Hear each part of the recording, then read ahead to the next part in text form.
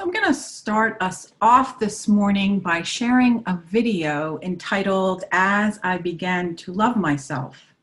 And it is actually putting the work of Charlie Chaplin to life in a piece that he wrote entitled As I Began to Love Myself.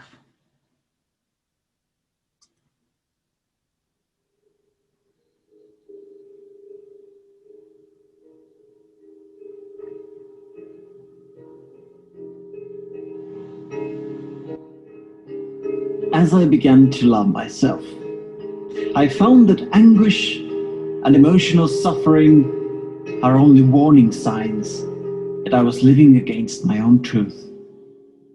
Today I know this is authenticity.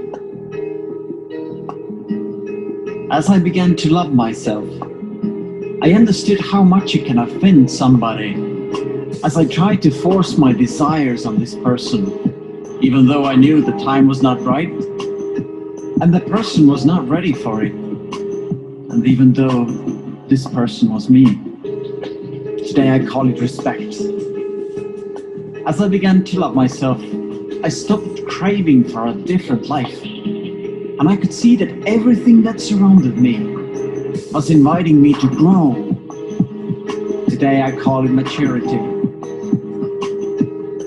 As I began to love myself, I understood that at any circumstance, I am in the right place, at the right time, and everything happens at the exactly right moment. So I could be calm. Today I call it self-confidence. As I began to love myself, I quit stealing my own time and I stopped designing huge projects for the future. Today I only do what brings me joy and happiness, things I love to do and that make my heart cheer. And I do them in my own way and in my own rhythm. Today I call it simplicity. As I began to love myself, I freed myself of anything that is no good for my health. Food, people, things, situations, and everything that drew me down and away from myself. At first I called this attitude a healthy egoism. Today I know it is love of oneself. As I began to love myself, I quit trying to always be right. And ever since I was wrong less of the time, today I discovered that is modesty.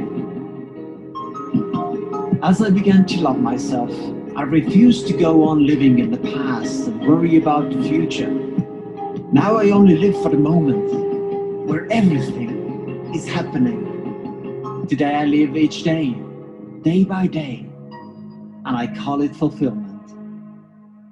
As I began to love myself, I recognized that my mind can disturb me and it can make me sick. But as I connected it to my heart, my mind became a valuable ally. Today I call this connection wisdom of the heart. We no longer need to fear arguments, confrontations, or any kind of problems with ourselves or others. Even stars collide, and out of their crashing, new worlds are born. Today I know that is life.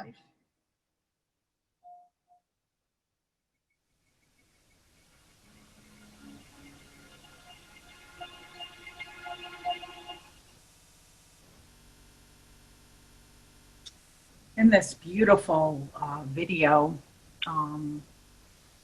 we see the wisdom of Charlie Chaplin. And Charlie Chaplin shares that when we begin the practice of loving ourselves, we experience countless gifts.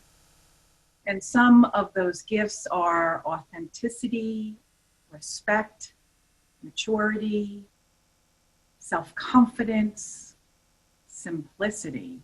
Wouldn't we love some of that? Fulfillment and wisdom that emanates from our hearts.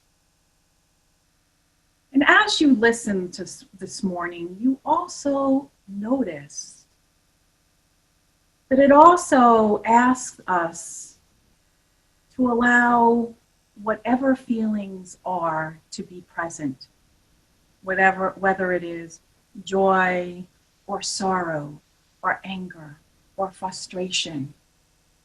And we also heard that the act of loving oneself was to be present to everything, and to be present when we noticing our thoughts or behaviors that are centered around unkindness or selfishness.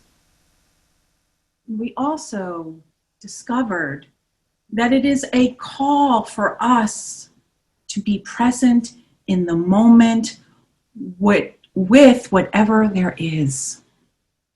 Often we talk about love of thyself, love of thy neighbor, and we think of love as those feel-good, warm feelings or the good vibes. But when we embrace our humanity and not just those things that make us feel good, we know that in that embracement of our humanity, life is messy, and our experiences at times can be very painful. And so in order to fully embrace our humanity and our divinity, to be present fully with what is, we must accept ourselves. We must accept the present moment. And that is what Robert Brummett, author of Living Originally, calls the practice of deep self-acceptance. I want to share with you what that practice actually is. But before we do so, I would like us to just take a pause and reflect on what we've come to know self-acceptance as, the societal definition that many of us live by. And so this societal meaning is our self-image, our self-esteem. I like the image I hold about myself. I think I'm a good father, mother, sister, brother. I'm a wicked accountant. Do you ever see me with those numbers? I'm a successful artist. And we know that in this definition, accepting of ourselves or embracing an image that we like is dependent upon our roles, the beliefs, the conditionings that we have accepted about ourselves that was projected onto ourselves from our families, society, our culture. And if our roles should change, if there is a shift in our socioeconomic status, then we have an identity crisis, and we wonder who we really are. And we find ourselves sometimes struggling with accepting ourselves where we are. We can see that happen in many examples, and I'm sure you've experienced it yourself. There are parents that experience the empty nest syndrome, moms and dads who are so engaged in the role of being mom and dad, which is a sacred role. However, when their child or children go off to college, get married, they often wonder, where's my purpose now? And there is this emptiness, this feeling of a void. And many people have lost a job. I remember when the magazine world and the newspaper world was really shifting more from print to online, and Matt had lost his job in distribution with US News, the magazine US News. I remember bearing witness to an identity crisis that he had wondering, without this job, without this money that he was making, his identity suffered. And we also see that experience sometimes when people retire. I've been a nurse for 30 years. I've been an accountant for 25 years. And we look forward to that retirement, but sometimes when we retire, we may feel like, well, what's my purpose now? And have that identity crisis. So let us take a look at a more sustainable, grounded, and view of what deep self-acceptance is. And this is the practice that Robert Brummett invites us into in Living Originally. Deep self-acceptance is simply the unconditional acceptance of my present moment experience, whatever that experience may be. The self I accept is simply the sense of self I experience each and every moment. This self is not an image, but rather a felt experience. So the deep self-acceptance is about accepting the present moment and whatever it is. And that acceptance of self is a sense of self I experience each and every moment. Now, I spoke a lot in my meditation and in the beginning about the embracing of our humanity and our divinity. So the self I accept is the sense that I experience, and we experience both of them, our humanity and divinity. So I want us to take a look at what does it mean to experience our humanity and divinity, and to know when we are living in that space as we walk between the worlds as the master teacher taught us. A lot of times when we are on spiritual path, we think it's about spiritual bypassing our human experience, or we quickly go to our affirmations and our denials, and that is very important. But the practice is really about accepting the totality of us. And so how do we notice when we are experiencing our humanity? When we are experiencing our humanity, that is our personality self. And I spoke about that last week, and actually I speak about it a lot.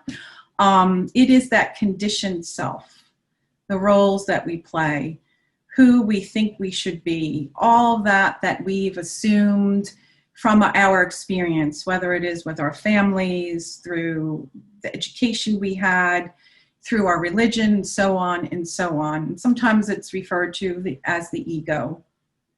And when we are living from our humanity, it means that we are experiencing ourselves and the world from subconscious mind. And remember last week I talked about subconscious mind, meaning that it is our warehouse, our computer warehouse. It is our hard drive. It stores all experiences that we ever had, all memories, the good, the bad, the ugly. It also hard drives all of our defense mechanisms and how we dealt with trauma in our lives. So yes, we live consciously. Sometimes we're aware, but a lot of times we don't even realize that we are going on automatic pilot, and in our humanity, we are living from subconscious that is showing up in our world. We also know that we are living from our humanity when we resist, reject. We have to assign meaning on everything. We need to analyze everything, and we react. Now, I'm not saying that there's not a time for us to think and contemplate, but I'm talking about all these as forms of resistance, which I'll speak about in just a moment. So as we look at our divinity, how do we know, again, we're not like, putting one mask on, putting the other mask. This is all happening simultaneously, right? And so we notice we are experiencing our divinity, which is our observer, that aspect of ourselves that could experience something without having to assign meaning. We allow it, we are present to it, we allow wisdom to be revealed. And it is our I am identity. And so when we notice stuff happening and we breathe into it, we notice, go higher, breathe higher, and then we can activate, bypass that subconscious mind as we do our heart breathing, and we are lifted into superconscious mind, where our wisdom resides, and we understand, instead of resisting this, that everything is meant for my highest good. Sometimes that could be extremely challenging. I know myself. So I would like us to look at what resistance is, because resistance has many faces. And as we can look at it, we can be aware of it, so we can recognize it as a call to return to our divine nature. So before we look at all the examples of resistance, I want to look at resistance and using the metaphor of a fireplace. So we set a lovely fire and we watch it, and we just view it, and we just allow the beauty of it to be present. With unconditional acceptance of our present moment experience, the analogy would be not to try to extinguish the fire, not to add another log to the fire, but just let the fire burn itself out. So when we try to extinguish the fire, can be likened to us trying to avoid, keep ourselves busy because we don't want to be present to something. When we add another fuel to the fire, that could be likened to when we become reactive, we start blaming people, and we engage in unhealthy behaviors. And when we are just present, we just allow the fire to burn until it burns out, like you have enjoyed, many of you, when you've sat before the fire. So let's look at when we try to put the fire out or add another log to the fire. These are the analogies or metaphors for the resistance in its many faces. And I'm sure many of these look familiar, or knowing that you've experienced them. I know I have. So avoidance, pretending something is there, I'll keep myself busy. Rationalization, trying to explain away, look for the reason why something happened. If I only know why it happened. And Carolyn Mace, which I've spoken about before, always says, give up the reason to know why something happened. Be present to what is, and allow the lesson and the blessing to emerge. Resistance can be also experienced as criticism and condemnation. We can be really good critics of ourselves, and we can also be good critics and judgmental of others, and clinginess and neediness. Now, there is a sense of autonomy, and our spiritual practice and our spiritual growth can only be something that we can do. But we also know in our human experience that we look to each other for support, and that's healthy. I'm talking about a type of clinginess and neediness that's kind of like codependent behavior. I can't exist without you. I can't exist unless something stays a certain way or is a certain way. And then we look at bargaining. I will, I'll accept this just so that I can get over it already. And really that's not accepting. It's just like another form of resistance. You know, think of the analogy of if you've ever gone grocery shopping with a little one, and they're sitting in the front seat of the cart, and you're going to the checkout counter, and they want everything in sight, especially the candy, and they're screaming and they're yelling, and you know it may not be a good thing to give them, but you're like, you know what, let me just give you this lollipop just so that you're quiet because I'm embarrassed. So that would be like that bargaining. It's not really fully accepting of what is. It's just trying to make something go away. And many of us have heard of denial, the river of denial, right? Where we put our head in the sand, we pretend something is not happening. We can also experience denial in the form of becoming spacey, checking out, falling asleep when things get too intense. And if you notice some of these, they actually are also some of the signs and stages of experiencing grief. Looking at unhealthy cravings and addiction. And I really want to distinguish a difference between an unhealthy craving and desire, a desire and need that emanates from the heart. An unhealthy craving is just that, something that we crave that we think is going to give us temporary pleasure or relief, but then after the fact makes us feel lousy about ourselves or makes our bodies feel sick. Whereas a desire that emanates from the heart, the desire, which is an aspect of our divine power of love, is something that emanates from our higher self, to share our spiritual gifts, to be the expression in light in whatever form that may be, smiling, you know, running an errand for someone. And we all have basic needs. We have the needs to feel connection, to be loved, to live on purpose. So there's a distinction there between an unhealthy craving and a true inner desire and need. And projection, you know, we spew our unhealed things onto others, and we create stories about other people when really it is mirroring something that is going on within ourselves. We also can experience resistance by experiencing tightness, tension in our bodies.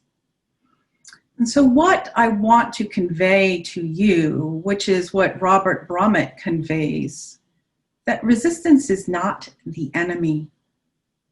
If we allow and are present to everything that is, and if we really believe, which is another practice later on that we will cover, that everything in my life is here to bless me, is here to help me heal and grow spiritually, then there is no difference when I experience resistance. It is not a mistake, something wrong or bad. It is a calling for us to, like I said, heal. And it is also a call to know where I have moved away from living from my divine origin or my authentic self.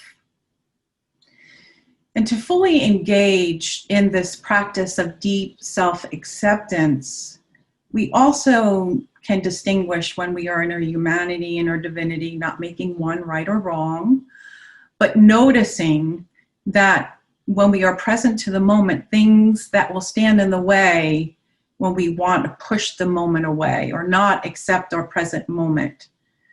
So we can see either we are maybe reacting or responding.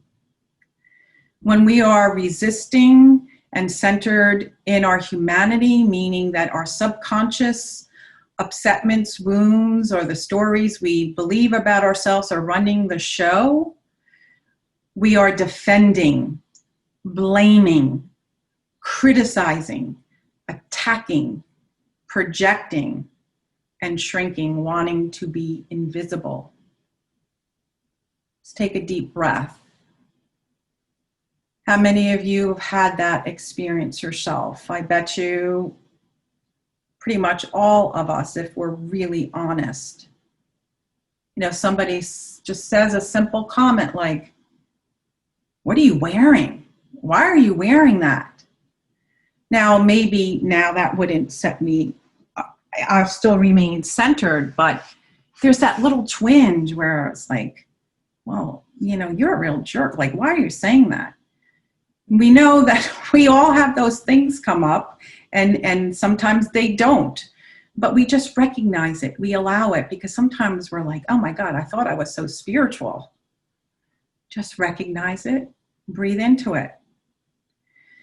Because when we can recognize it and we can breathe into it, we can allow us to go from the basement, the subconscious, to our superconscious. We can then call ourselves to just be the observer of it, instead of making ourselves to be horrible or wrong, or making somebody else horrible or wrong. When we are allowing the observer, or I am consciousness, to be present in the midst of what is going on in our uncomfortability, we then begin to have empowered choice. We bear witness. Oh, there I am defending, blaming. Oh, there I am resisting. Let me breathe into it. And I can breathe into this uncomfortability. I could then just bear witness to it, still maybe having those uncomfortable feelings stirring in my belly, maybe tightness in my shoulder. But as I observe and breathe, I can feel something else rising within me. And it means that even in my uncomfortability, I'm willing to live from my integrity, from my core values and truth. And there is like this sense of calmness in the midst of the storm, or a centeredness in the midst of the uncomfortability. Now, it doesn't mean that we're never going to disagree with somebody, or that we're going to love, or like, I should say, everything that we see, or, agree with and like with what others are engaging in. But when I am connected to my authentic self, my original self, then I agree to disagree in love. And I want to explain that again. I know I've shared that, but it bears repeating. It's important to repeat here. When I agree to disagree in love, I don't mean love like I like what you're doing, I'm going to like what you're doing. It means that I disagree. I'm not going to engage in what you're doing, but to do it in love means that I'm going to do it connected from my wholeness. I am going to do it in a way where I'm connected to my integrity and my core values and my truth. That's what that means. It's not woo-woo spiritual bypassing. And so I invite us this week into the practice of deep self-acceptance. And I'm going to just let you know again, like I did last week, in November, I am going to be having a class, one in the afternoon, and one in the evening, where we are going to take each one of these practices in living originally. Last week we explored radical self-awareness, and this week is practice of deep self-acceptance. And so we will be able to engage in each one of those practices for a month and support one another. So for this week, I'm asking you to engage in the practice of deep self-acceptance. And Robert Brummett says there is a general way that you can engage this practice, and a more deeper, more intentional practice. Well, both are intentional, but one is, the general practice is when we move about our day. Are we aware of each present moment? Perhaps you can set an alarm on your on your watch, on your phone, and check in. What's going on with me? What am I noticing? Am I reacting? Am I breathing into the moment? Am I resistant? And then the formal practice, that's the word I was looking for before. The formal practice is where we designate a period of time in our day to be in the stillness. And in that stillness, we can practice what I invited you into last week, that self-awareness. What am I sensing in my body from within? What feelings are surfacing? Breathing in, allowing them all to be, noticing the thoughts in the mind, breathing into them. But what this practice, this formal practice of deep self-acceptance also asks of us is to give us an opportunity to notice all the ways we resist. Are we compulsively thinking?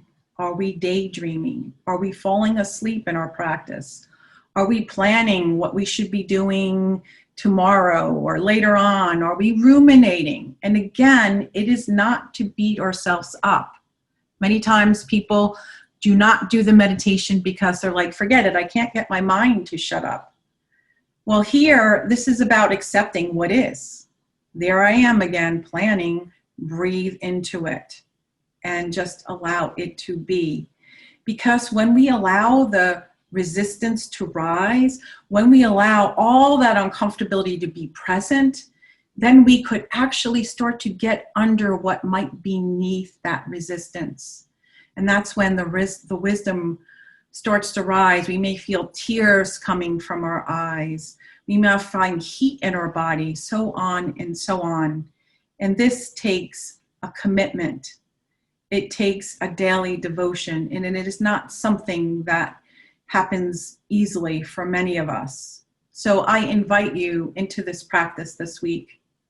And I'd like to close with a poem called I Am Enough that was written by Jennifer Williamson. And if you feel like closing your eyes as you take in these words, please do so. There is a wholeness that is already mine. It is already ours. I'm not just the seed. I am the rain, the waters and the water that flowers the bloom. It's a reality that's already there, that I am enough. I take on faith that wholeness is already mine, that I need do nothing to deserve, that my worthiness is based only on me allowing, being. I am wise enough to let go, and I am strong enough to remember the truth of who I really am. I can encounter the world in such a way that I remember who I am. I am the rest in the unrest. I am the depth of the sky and the light piercing the sea. I am the crest of a wave, all that I need to be. I am. There is no problem to solve in this moment. There is no plan to make, no failure to be feared, no other place to be. This moment is enough. This place is enough. This imperfection is enough. I am patient enough for my life to unfold in divine timing. I feel the fullness of my life in this moment. I feel the richness of my life in this space. I am love beyond thought, and I have nothing to prove. There is no one to impress. I receive the message that being is enough. I am wise enough to see magic through a child's eye. I am resilient enough to see past the pain. I am kind enough to realize that my worth has been with me this whole time.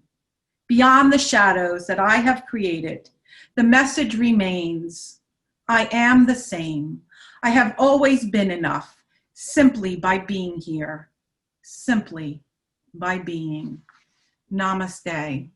Blessings, my dear ones.